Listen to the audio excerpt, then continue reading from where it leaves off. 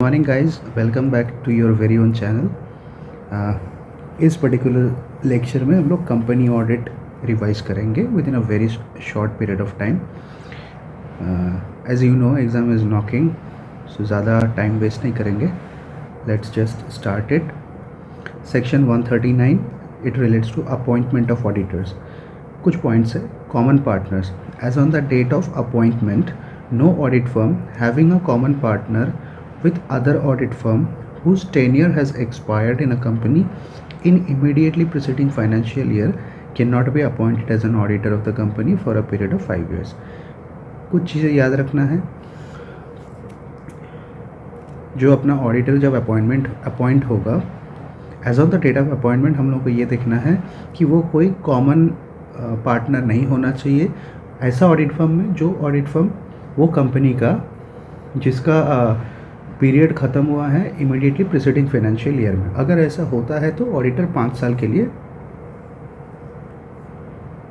Eligible नहीं है। So just revise it. As on the date of appointment, no audit firm having a common partner with other audit firm whose tenure has expired in a company in immediately preceding financial year cannot be appointed as an auditor of the company for a period of 5 years. Okay guys, ये जो video है इसका related जो notes है ये description box में तुम लोग को टेलीग्राम चैनल का लिंक मिल जाएगा, वहाँ से डाउनलोड कर सकते हो। ओके, एंड एग्ज़ाम टाइम में जस्ट ये वीडियो देख के चले जाना। कंपनी ऑडिट बहुत इजी है, आईपीसीसी से पढ़ते आ रहे हो तो याद रहेगा। Next, appointment of first auditor of non government company. First auditor of a company shall be appointed by board of directors within 30 days of incorporation. If board of director fails to appoint within 30 days, it shall inform to shareholders. Then shareholders within 90 days at extraordinary general meeting shall appoint. The first auditor shall hold office till the conclusion of first AGM. Now, appointment of first auditor in case of a government company. First auditor to be appointed by CNAG। Government company होगा तो क्या आएगा? First auditor is appointed by CAG within 60 days of incorporation. If CAG does not appoint, then board of directors within next 30 days appoint करेगा। If board of director fails, it shall inform members and members within 60 days at AGM appoint करेगा। यहाँ पे 3 point है। First auditor to be appointed by CAG अगर within 60 days from incorporation. If CAG does not appoint, then board of directors within next 30 days appoint करेगा। देखो, board of directors का तो यहाँ पे भी 30 था, नीचे भी 30 है। If BOD fails, it shall inform the members and members will with in 60 days in EGM वो अपॉइंट कर लेगा। Next, filling of casual vacancy of auditors. Any casual vacancy in the office of auditors to be filled up by the board within 30 days. Casual vacancy का जो point है ये board of directors fill करेगा within 30 days from casual vacancy. यहाँ पे एक note है, if casual vacancy is due to resignation, जब auditor अगर resign करता है, casual vacancy is due to resignation, then such appointment shall be approved by members in extraordinary general meeting within 3 months from appointment. The auditor will hold office till conclusion of next AGM. फिर एक point आता है rotation of auditors. ये जो rotation वाला section है, it is not applicable to a 1 person company and a small company. अभी small company का जो डेफिनेशन है उसमें 50 lakh paid up share capital होना चाहिए एंड 2 crore इसका टर्नओवर होना चाहिए। तो रोटेशन किसका, कौन कौन सा कंपनी के केस में एप्लीकेबल नहीं है? एक तो 1 person company and small company जिसका paid up share capital is not more than 50 lakhs and turnover not more than 2 crore. Okay, rotation always applicable to a listed company and a prescribed class of company. Prescribed class में कौन सा company है? Any company where public deposit is greater than or equal to 50 crores. In case of a public company, paid up share capital is greater than 10 crores. In case of a private company, paid up share capital 50 crores. तो क्या क्या आ गया इसमें? Listed company हो गया, उसका तो rotation always applicable होता है. Any prescribed class of company, जिसमें से ये देखना है एनी कंपनी यहाँ पे जो है ना, ये प्राइवेट प्लस पब्लिक दोनों में एप्लीकेबल है. कोई भी कंपनी में आप लोग पहले देखोगे कि पब्लिक डिपॉजिट है कि नहीं. Public deposit greater than equal to 50 crore. अगर पब्लिक कंपनी हुआ तो paid up share capital greater than equal to 10 crore. Private company हुआ तो 50 करोड़. और public deposit plus borrowings from bank financial institutions. अभी इंडिविजुअल ऑडिटर होगा, उसके केस में उसका जो पीरियड है not more then 1 term of 5 years. In case of a firm of auditors not more than 2 consecutive terms of 5 years each. मतलब ये case में अगर ऑडिट फर्म हुआ तो मैक्सिमम 10 years का टाइम है, 2 consecutive period of 5 years. Cooling of period 5 years from end of term. मतलब auditor का पीरियड ख़त्म होगा, उसके बाद 5 साल तक वो कंपनी में दोबारा रीअपॉइंट नहीं हो सकता है. Then power of board of directors to fill vacancy. If an auditor refuses to accept an engagement, it does not constitute a casual vacancy. देखो, डेथ हो गया, रिज़ाइन कर दिया, या फिर हेल्थ इश्यूज़ है, वो सारे केसेस में वो कैजुअल वैकेंसी माने जाते हैं. If an auditor refuses to accept the engagement at all, it does not constitute a casual vacancy. Hence board of director is not allowed to fill this vacancy. It shall be done by members in EGM. If auditor accepts an appointment in violation of section 139, it is a professional misconduct. आप लोगों को याद है professional misconduct में schedule 1 part 1 clause 9, उसमें clause 9 में था if the auditor accepts any engagement as an auditor without ascertaining or without assessing the relevant sections of Companies Act, then he will be guilty of professional misconduct, right? Okay. Next, cases when retiring auditor cannot be reappointed in AGM. जो retiring auditor है तो he cannot be reappointed in AGM if he is disqualified. यहाँ पे 2-3 point है कब reappoint नहीं हो सकता. if he is disqualified, obvious सा बात है. if he has shown his unwillingness to be appointed as an auditor in writing,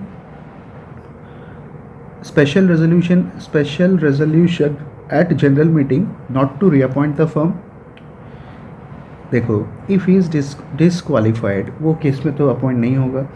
अगर he has shown and expressed unwillingness, तब भी नहीं होगा. अगर मेंबर ने स्पेशल रेजोल्यूशन पास करके ये बोला है कि not to reappoint him, if a special resolution has been passed at a general meeting not to reappoint him. Fourth point is at AGM any other auditor is appointed. ये उतना relevant नहीं है. 3 point है basically. He is disqualified, unwillingness in writing, special resolution at general meeting not to reappoint him. Okay. Next section is section 140. 140 is related to removal of auditors.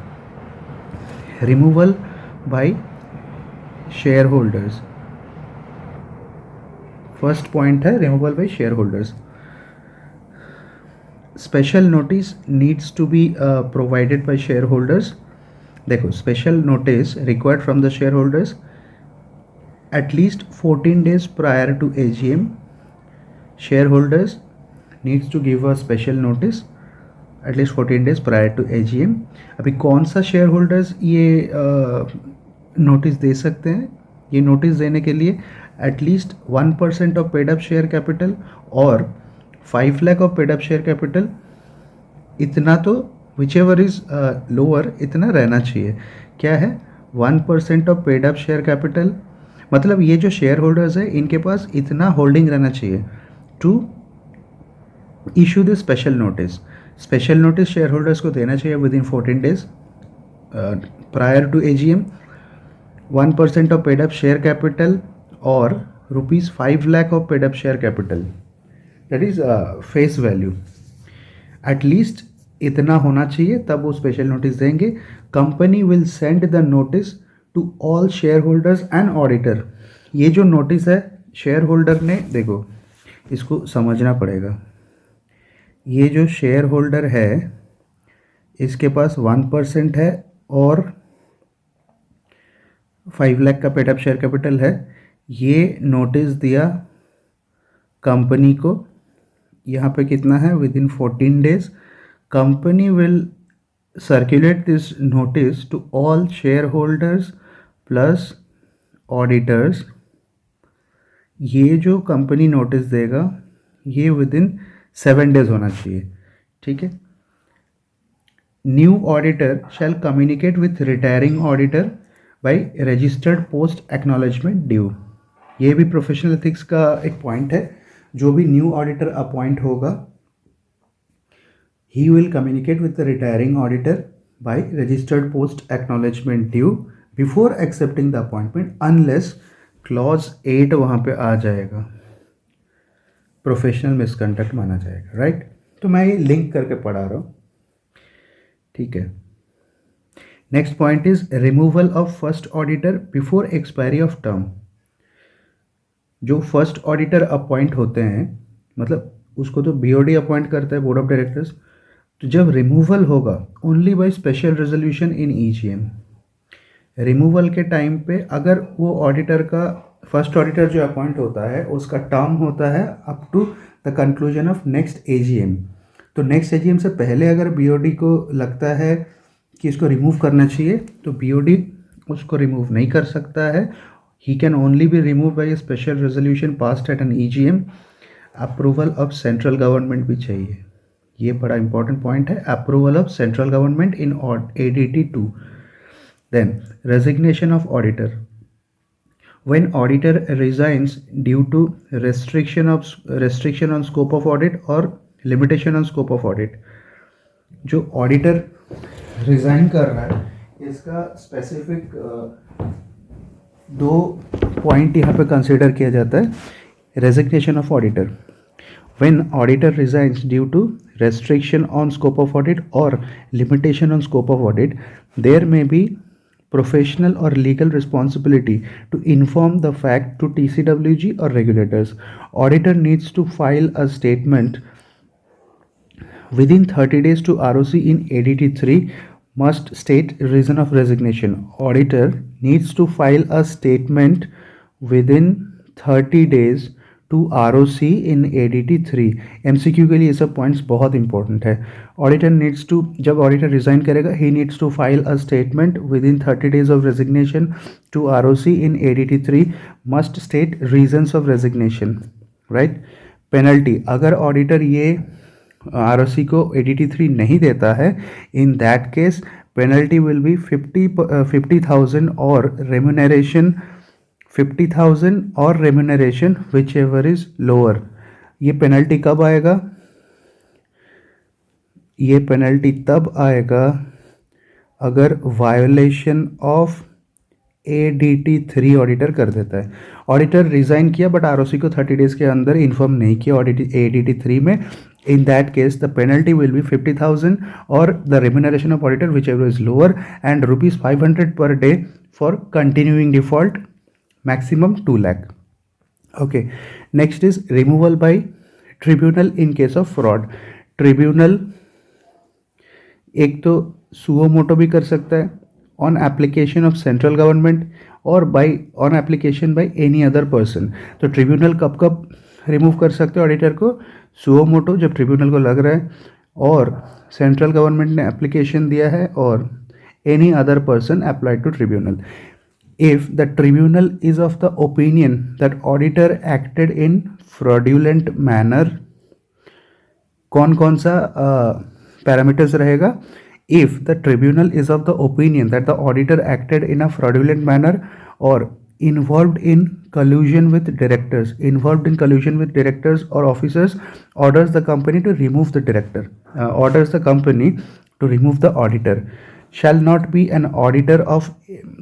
अगर ये section में अगर tribunal ने, देखो इसका इम्प्लीकेशन कब आएगा? If the tribunal has removed, जब ट्रिब्यूनल ने ऑडिटर को रिमूव किया है, he shall not be an auditor of any company for 5 years, ये इसका पेनल्टी है, मतलब 5 साल तक वो कोई भी कंपनी में ऑडिटर नहीं बन सकता है। Liable to prosecution of criminal liability under section 447 companies act. Implications क्या क्या है? he shall not be an auditor of any company for a period of 5 years, liable to prosecution of criminal liability under section 447 in case of a firm all the partners are jointly and severally liable for a fraud. Okay, next section is 141, that is disqualification of auditors. ये भी काफ़ी important section है, बहुत बार पूछे जाते हैं। Disqualification with respect to securities, auditor, his partner और relative. यहाँ पे 3 पर्सन को हम लोग चेक करेंगे, auditor, his partner and relative. Auditor, partner and relative can not hold security in that company holding subsidiary associate. Auditor, his partner or any of his relatives cannot hold any security in a company holding subsidiary associate, but relative may hold not more than 1 lakh rupees of face value। ये पूरा chapter में जो shares का बात होगा security का, तो face value है, तो relative can hold maximum 1 lakh rupees fair value, face value. यहाँ पे एक नोट है, guarantee up to 1 lakh is allowed, मतलब रिलेटिव्स गारंटी दे सकता है अप टू 1 लाख। तो रिलेटिव का 2 रिलैक्सेशन है, सिक्योरिटी भी होल्ड कर सकता है अप टू ₹1 लाख, गारंटी भी इशू कर सकता है up to ₹1 lakh. Now disqualification for being partner और employ of the company, partner और employ of company. Any person who is a partner और in employment, any person who is a partner or in employment, 2 point है, partner और employment of any officer और employ of company is disqualified. देखो, जो company में audit लेने जा रहे हो उसका कोई डायरेक्टर है, तुम वो ऑडिटर अगर वो डायरेक्टर का पार्टनर है या फिर उसी डायरेक्टर के कोई कंपनी में एम्प्लॉयमेंट में है, तब भी वो डिस्क्वालीफाइड है। If an auditor after appointment becomes disqualified under section, ये बड़ा इम्पॉर्टेंट लाइन है, इसको तो एकदम डाल लो दिमाग में। If an auditor after appointment becomes disqualified under section 141 then he shall be deemed to have vacated office of an auditor. If an auditor after appointment becomes disqualified under section 141 then he shall be deemed to have vacated office as an auditor। Disqualify होगा 141 में तो immediately वैकेट करना पड़ेगा।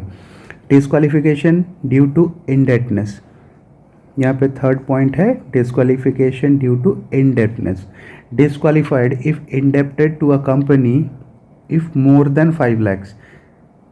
If disqualified in holding company, then also disqualified in subsidiary company, right? Next, disqualification due to incompetence. Only a CA within the meaning of the Chartered Accountants Act 1949 is qualified to act as an auditor. Only a CA holding a valid COP is eligible। अभी इस point का मतलब क्या है? जब CA है तो disqualified कैसे हो सकता है? When disciplinary committee has suspended। Professional misconduct के केस में ऑडिटर का COP सस्पेंड किया जाता है, आप लोगों को पता है, वो केस में डिस्क्वालिफिकेशन अट्रैक्ट होता है as of incompetence. Next, disqualifications for being relative of any director or key managerial personnel of the company। If the auditor is a relative, देखो इसको 2 तरीके से पढ़ सकते हैं। If the auditors relative is a director और key managerial personal या company में कोई की मैनेजरियल पर्सनल है या डायरेक्टर है, ऑडिटर उसका रिलेटिव है, देन ही इज़, यहाँ पे इतना याद रख लो, रिलेटिव ऑफ एनी डायरेक्टर और key managerial personnel is not qualified, but he can be appointed as tax consultant of the company. ये याद रखना, but he can be appointed as tax consultant of the company.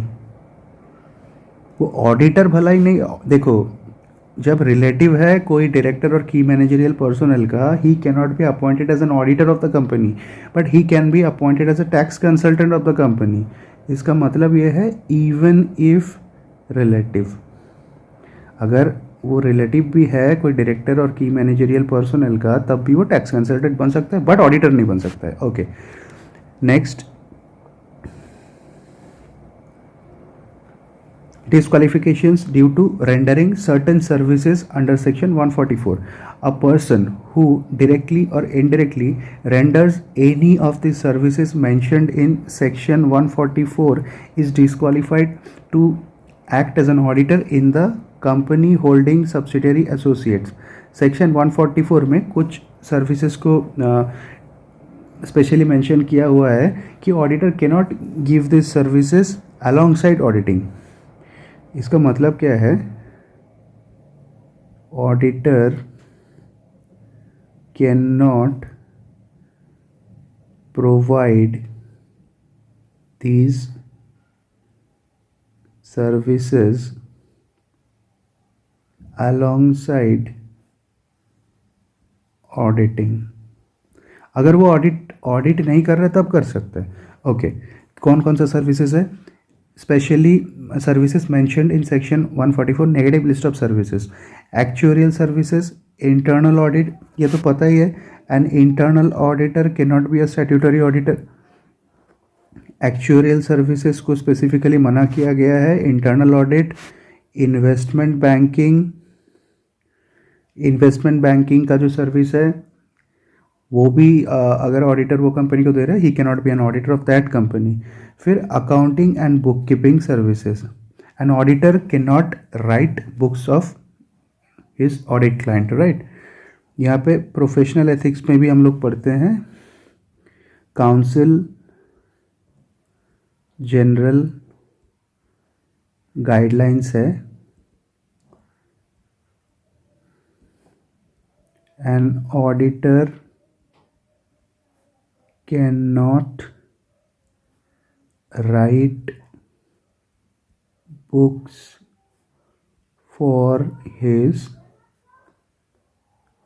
audit client. ठीक है. Next, disqualification due to business relationship with the client. If the यहाँ पे क्या point है, business relationship with the client. If the auditor और partner, यहाँ पे relative का बात नहीं है, देखो, इफ द ऑडिटर और partner having any business relationship with the company holding subsidiary or associate, he is disqualified to be appointed as an auditor of the company. यहाँ पे एक एक्सेप्शन है, any commercial transaction in ordinary course of business. commercial transaction है जो ordinary course of business में है plus वो arms length price में है, is not a business relationship. अभी इसका क्या एग्जांपल है, समझो ऑडिटर है, बड़ा कंपनी में ऑडिट करता है, उसका जब ऑडिट करने जाता है तो वो कंपनी, समझो एक होटल है, 5 स्टार होटल का चेन है, उसमें ऑडिटर ऑडिट करने जाते हैं. तो ऑडिटर जब वो सिटी में जाता है, उसी क्लाइंट का होटल में ऑडिट का एंगेजमेंट टीम भी रहता है, एंड वो जो प्राइस पे करते हैं as per the tariff card of the hotel only, कोई डिस्काउंट वगैरह नहीं है. ठीक है, तब वो डिस्क्वालीफाइड नहीं होगा बिकॉज वो बिजनेस रिलेशनशिप नहीं है, वो कमर्शियल ट्रांजैक्शन है ऑर्डिनरी कोर्स में एंड ALP में है. Next, ceiling on maximum number of audits. If full time employment है, अगर ऑडिटर कहीं पे फुल टाइम एम्प्लॉयमेंट में है तब तो वो ऑडिट कर ही नहीं पाएगा. Next, if at the date of appointment holds more than 20 company audits. तो कंपनी ऑडिट्स का सीलिंग कितना है, 20 audits at the date of appointment. अभी ये सीलिंग में 1 person company, dormant company, small company, मैं अगेन बता रहा हूँ, 50 lakhs का paid up share capital and 2 crore का turnover. 1 person company, dormant company, small company, and private company having paid up share capital less than 100 crores. Private company having paid up share capital less than 100 crores. यहाँ पे subject to section 137 और 92. 137 financial statement और annual return to ROC. मतलब ये जो 20 companies आप गिनोगे audit का जो सीलिंग लिमिट है, इसमें 1 person कंपनी नहीं आएगा, डॉर्मेंट कंपनी नहीं आएगा, स्मॉल कंपनी नहीं आएगा, प्राइवेट कंपनी भी नहीं आएगा इन केस वो प्राइवेट कंपनी का paid up share capital 100 crore से कम है, बट सब्जेक्ट टू 137 एंड 92 का वायोलेशन नहीं होना चाहिए. दिस लिमिट ऑफ 20 इज पर पर्सन. कोई ऑडिट फर्म में 3 पार्टनर है तो 60 will be the limit. Next, section 143, duties and responsibilities of auditor. Auditor needs to inquire into propriety matters of the company. Okay, to conduct inquiry into propriety matters, if answers to any questions in adverse, मतलब कोई भी question जो property matters है उसमें auditor का जो query है उसमें कोई भी अगर एडवर्स फाइंडिंग्स आता है then need to report. No reporting if the auditor is satisfied. तो अगर ऑडिटर satisfied है then he need not to report. To conduct inquiry into propriety matters, if answers to any question is adverse then auditor needs to report, but if he is satisfied then no need of reporting. If यहाँ पे 3 point है. Loans and advances made by company is properly secured and terms of such a loan is not prejudicial to the company or its members. Next point is transactions merely by book entries is not prejudicial. Transactions merely by book entries मतलब ऐसा transaction company कर रहा है जो सिर्फ book entries में दिखा रहा है is not prejudicial to the company. Personal expenses of directors और employees is not charge to revenue account. All payments to directors, key managerial personal, that is remuneration और perquisites, all payments to directors or key managerial personnel need to be approved by NRC as per section 197. Companies act अगर तुम लोगों ने याद है companies act, तो managerial remuneration का जो मैक्सिमम लिमिट है that is as per section 197. ये मैक्सिमम लिमिट बताता है वो 10%, 11% वाला limit. All payments to directors, key managerial personnel need to be approved by NRC and these should be as per 197 and also to be authorized by AOA. तो auditor को 4 point check करना है. Loans and advances made by company is properly secured and terms of the loan is not prejudicial to the company. Transactions merely by book entries is not prejudicial. Personal expenses is not charged to revenue. All payments to directors, key managerial personnel need to be approved by NRC and as per section 197 होना चाहिए. Next, right to access books of account. Every auditor has right to access at all times. Right to access at all times. Every auditor has right to access at all times to the books of accounts, vouchers of the company, any books or documents which have any bearing on financial statement. तो auditor का right क्या है? Every auditor has the right to access. देखो, हाँ, every auditor has a right to access at all times to the books of accounts, vouchers of the company, any books, documents which have a bearing on financial statement. May also ask for minute books which is helpful in vouching verification of few items. If directors refuse to give such documents, then it is a restriction on scope of an audit. Auditor needs to accordingly disclaim or qualify. ठीक है. Restrictions on power of auditors. Right to access books of accounts, documents, right to inquire, obtain information on from any person. These powers are conferred by the statute which cannot be restricted by entire body of shareholders. ये याद रखो. ना तो board of directors ना ही entire body of share holders can restrict these powers of auditors. In even in case of resolution passed, that if any resolution passed to this matter, then it should be null and void. क्या क्या है? Right to access books of accounts and documents plus right to inquire or obtain information. Next, signature on audit report. The auditor shall sign audit report. Only the partners who are CA in practice is authorized to sign. तो आप लोगों को पता है कि clause 12 यहाँ पे schedule 1 part 1 clause 12 आ जाता है प्रोफेशनल एथिक्स का.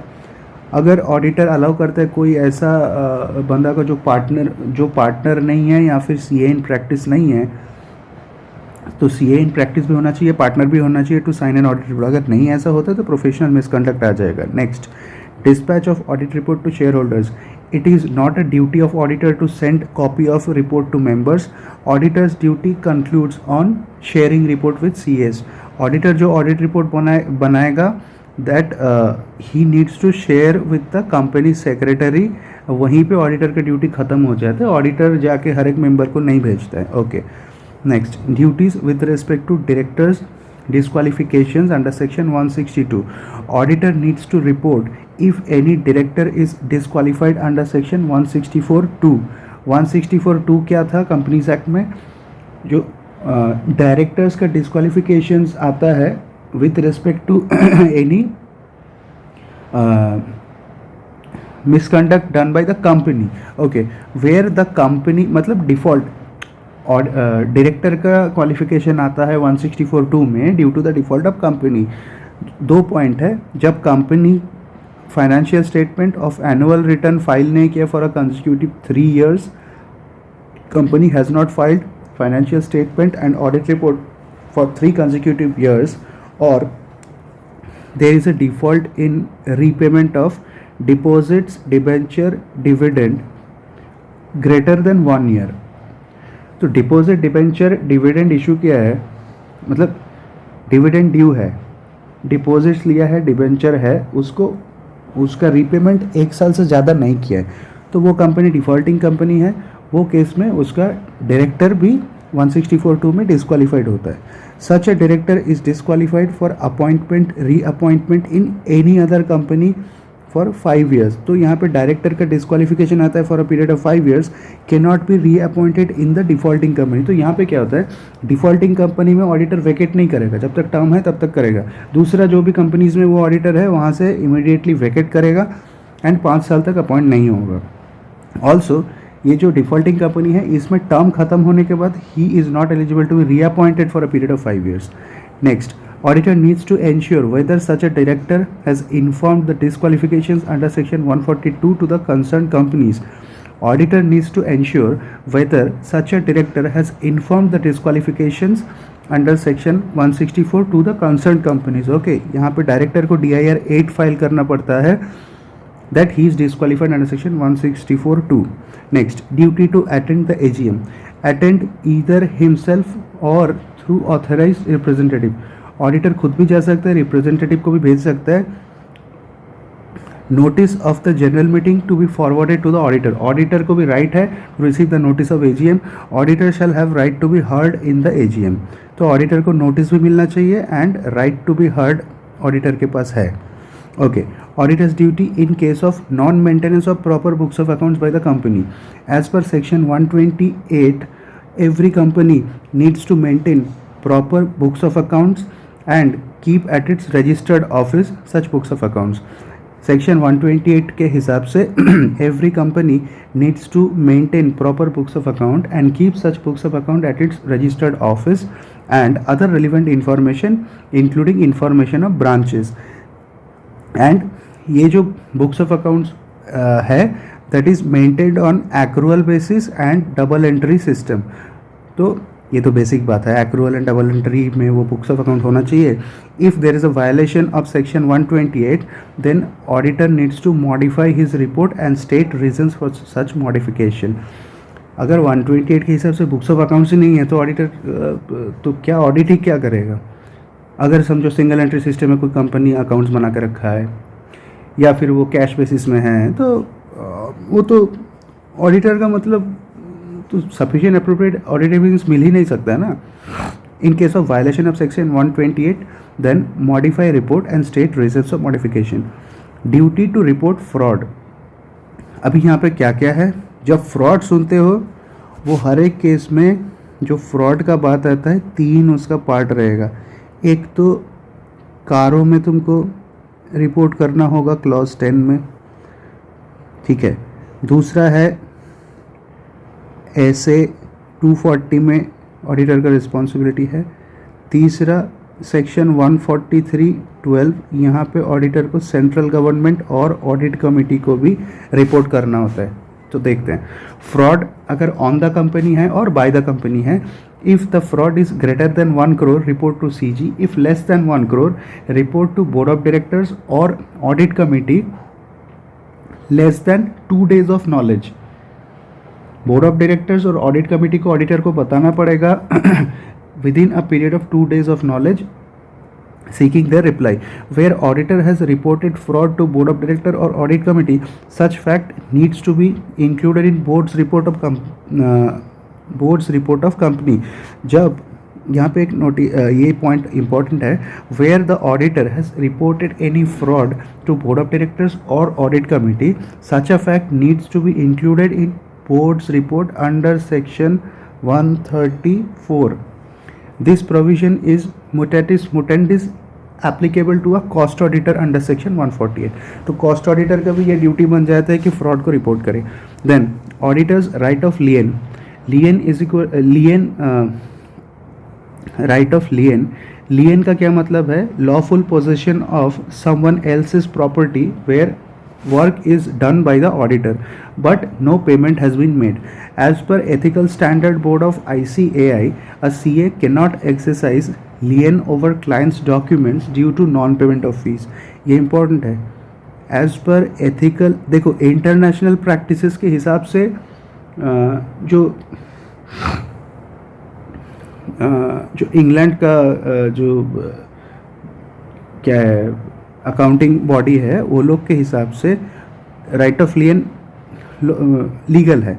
बट अपना जो यहाँ पे as per ethical standard board of ICAI है, अ CA कैन नॉट, ये लोग बोलते हैं कि CA को करना नहीं चाहिए. A CA cannot exercise lien over clients documents due to non payment of fees. मतलब ये बेचारा CA करे भी क्या करे. ओके, नेक्स्ट अपना section is section 148 that is cost audit. एक तो देखो कॉस्ट ऑडिट में ये हमेशा याद रख लो कि cost audit is in addition to audit under section 143. मतलब स्टैट्यूटरी ऑडिट के ऊपर एडिशनल है. कॉस्ट ऑडिट का applicability company including foreign company, अगर वो कंपनी रेगुलेटेड सेक्टर में है तो turnover 50 crores in preceding financial year. यहाँ पे ये जो टर्नओवर है उसका ऑल प्रोडक्ट्स एंड सर्विसेज का है. और turnover 25 crores in preceding financial year if individual product is concern. 25 crores का इंडिविजुअल प्रोडक्ट, 50 crores कब देखेंगे? All products. या फिर कंपनी नॉन रेगुलेटेड सेक्टर का है, टर्नओवर फ्रॉम ऑल प्रोडक्ट्स और सर्विसेज 100 crores और turnover from a single product 35 crores. तो अगर ये फुलफिल होता है प्रीसीडिंग फाइनेंशियल ईयर में तब कॉस्ट रिकॉर्ड मेंटेन करना है. नेक्स्ट, कॉस्ट ऑडिट का कुछ एक्सेप्शन है. Cost audit is not applicable but records applicable. Not applicable to a company whose revenue from exports greater than 75% of total exports. तो किसके ऊपर कॉस्ट ऑडिट एप्लीकेबल नहीं है? Cost audit is not applicable to a company whose revenue from exports is greater than 75% of total revenue और which is operating in SEZ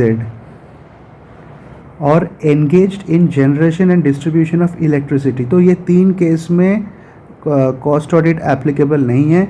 एक तो A company whose revenue from exports is greater than 75% of total exports, or which is operating in SEZ or engaged in generation distribution of electricity. Next, appointment of cost auditor. Cost accountant in practice, ये eligibility है. If section 177, that is audit committee, applicable, then board of directors appoint as per recommendation of audit committee. दोनों ही case में board of director ही करेगा, but as per recommendation of audit committee. If section 177 audit committee not applicable, then BOD appoints. Statutory auditor cannot be a cost auditor. अरे obvious सा बात है यार, statutory auditor can not be a cost auditor, तो बेचारे CMA वाले क्या करेंगे. Okay, then next point is okay, certificate from cost auditor. Companies required to get cost records audited shall within 180 days from commencement of year appoint a cost auditor. Companies who required to get its cost records audit, मतलब जो भी company के ऊपर section 148 applicable है, they shall have to appoint a cost auditor within 180 days from the commencement of the year. A written consent of cost auditor and certificate from him shall be taken before appointment. ये क्या बात है, ये मतलब उतना important नहीं है. ये कॉस्ट ऑडिटर का अपॉइंट करना चाहिए कि विद इन कमेंसमेंट, मतलब ईयर का कमेंसमेंट हुआ वहाँ से 180 डेज़ के अंदर अंदर कॉस्ट ऑडिटर को अपॉइंट कर लो. And a written consent of cost auditor and a certificate from him shall be taken. Then काफ़ी बड़ा है यार. नेक्स्ट है branch audit. Duties of company auditor versus branch auditor. A branch may be audited by company's auditor or a branch auditor where it is a foreign branch. देखो, a branch can be audited either by company auditor or a branch auditor, but where it is a foreign branch, it can be audited by either company auditor or any person duly qualified as an auditor of that country. Logical है. Branch auditor shall prepare a report on branch and send it to company auditor who will consider it. So branch auditor shall prepare a report on branch and send it to company auditor who will consider it in his report. It is not necessary for the branch auditor to physically visit the branch and conduct audit. So it is matter of a judgment. Company auditor has the right to visit the branch. Company auditor has the right to visit the branch and ask for access of books of accounts, documents maintained at such branch office. If any office is described by the company as a branch, then its accounts need to get audited. If any office is if देखो क्या बोल रहा है, if any office is described by the company as a branch office, then its accounts need to get audited. In case accounts of a branch is not been audited, then company auditor shall mention it in his audit report. ये point यहाँ पे important point है. If any office is described by the company as a branch, then its accounts needs to be audited. In case accounts of a branch is not audited, the company's auditor shall mention it in his audit report. Okay, ये auditors का responsibility है ना, ये important है. In case accounts of a branch is not audited, then the company's auditor shall mention it in his audit report.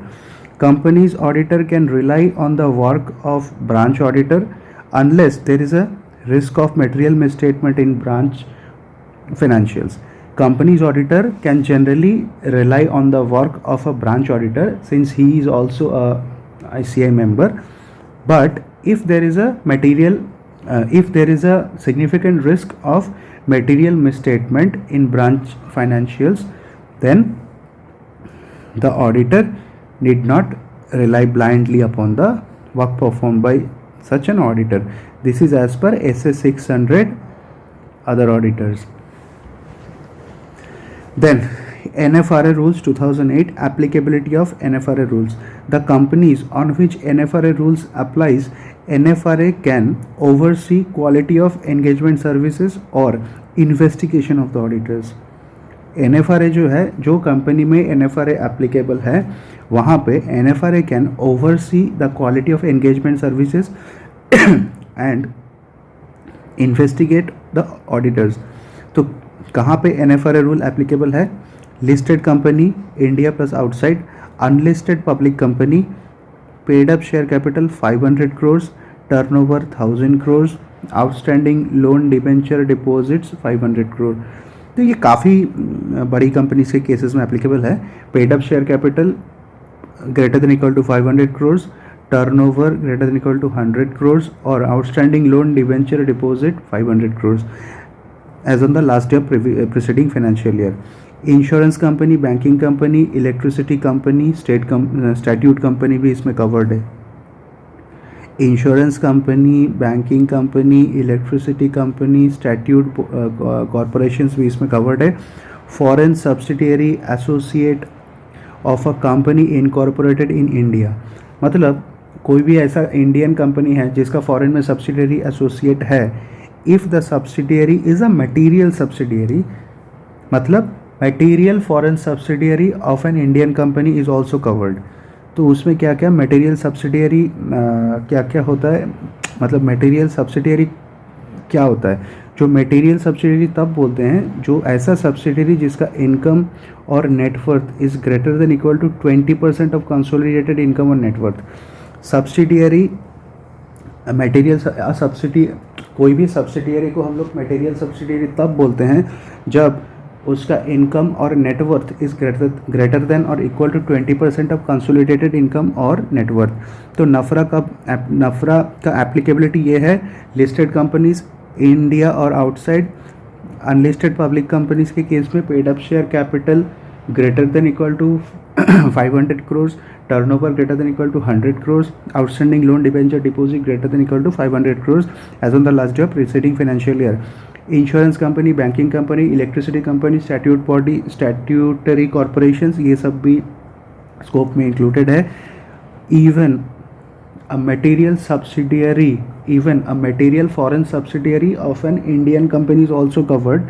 Material subsidiary is a subsidiary whose income or net worth is greater than or equal to 20% of consolidated income or net worth। Then audit of LLP, if turnover greater than 40 lakhs, if turnover greater than 40 lakhs or contribution greater than 25 lakhs, turnover greater than 40 lakhs और contribution greater than 25 lakhs, then audit is applicable। कौन audit करेगा? CA होना चाहिए, COP रहना चाहिए, eligible as an auditor, appointed each year. यहाँ पे जो ऑडिटर का अपॉइंटमेंट है 5-5 साल का नहीं है, appointed each year. Designated partner can appoint auditor at least 30 days prior to the end of financial year। Designated partner can fill any casual vacancy।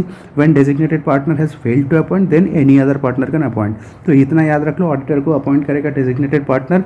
In case designated partner fails और designated partner India में नहीं है, वो case में any other partner भी कर देगा। Tenure of auditor as decided in agreement, no limit. Application of securities premium account, securities premium account as per section 52 securities premium account, इसका जो यूसेज है एज पर सेक्शन 52 है।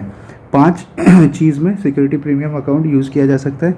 एक तो issue of fully paid bonus shares, issue of fully paid bonus shares, writing of preliminary expenses, any commission paid discount allowed on issue of securities, any commission paid discount allowed on issue of securities, buyback of shares under section 68, premium on redemption of preferential debentures। तो क्या क्या? Issue of fully paid bonus shares, writing off preliminary expenses, commission paid और discount allowed on any issue of securities, buyback under section 68, premium on redemption of preference shares, premium on redemption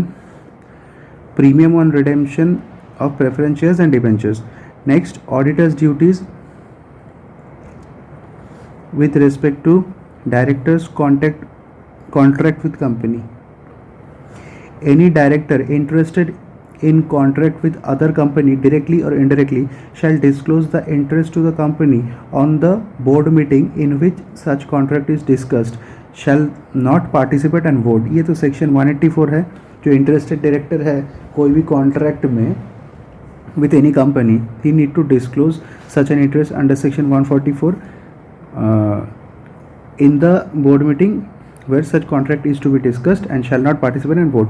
A company cannot enter with director in any contract without prior approval of members. मतलब जो director है वो related party है. A company cannot enter into with any related party transactions without prior approval of members, not applicable to transactions in ordinary course of business and arm's length trust. This is section 188. Next, particulars of related party transactions and such contracts. क्या है? Particulars of related party transactions and such interested contracts shall be maintained in a register. ये है section 189. Auditor is required to check the compliance with section 184, 188, 189. If violated, then report in his audit report. Next, CSR expenditure, section 135. At least 2% of average net profit of 3 preceding financial years. क्या है CSR expenditure? At least 2% of average net profit of 3 preceding financial years is to be expensed by way of CSR expenditure. Any expenditure which is incurred in the normal course of business cannot be considered as CSR expenditure. क्या है? At least 2% of average net profit of 3 preceding financial years. देखो, at least 2% of average net profit of 3 preceding financial years is to be expensed by way of CSR expenditure, plus any expense which is incurred in the normal course of business cannot be considered as CSR expenditure. That is, ऐसा expense जो incidental है business का, मतलब वो specifically expense किया नहीं है, मतलब हो गया है, ऐसा नहीं चलेगा. Useful life estimation by management. Schedule 2 of Companies Act 2013 defines useful life.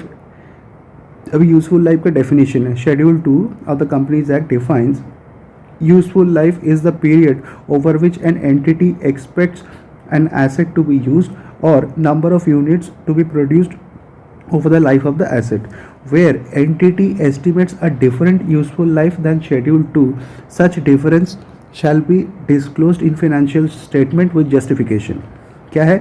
Schedule 2 useful life को डिफाइन करता है. Useful life is the period over which an entity expects an asset to be used और number of units produced over the life of the asset. Where entity estimates a different useful life than Schedule 2, such difference shall be disclosed in financial statement with justification.